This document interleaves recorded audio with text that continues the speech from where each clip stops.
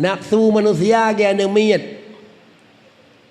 menyo hana talalah hanai pelu-pelu memang ngemai wan nafsu dalam dalail khairat kita tulis kan wan nafsu katifliin tuhmilhu syab'ala hubir ridai wa in taftimhu lam yanfatimi. Nafsu manusia ke anemiyat in tuhmilhu syab'ala in tuhmilhu syab'ala hubir ridai menyo hana pinah-pinah dalam ayunan dalam gendongan syab'ala hubir ridai sampai raya ipidi niku iwa ba SD mak bidi dua nak urang beri hana malaya anemiyat lagi wah hana malaya niku. Tapi wa in taftimhu menyotalah yang Fatimi dia pasti akan telah.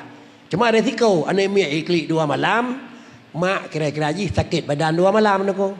Nyong mana anji baban dalanya mudih 5 minit kaji dak debik luar, nyong 8 minit baru debik luar. Kepada Allah akbar kabirau nako.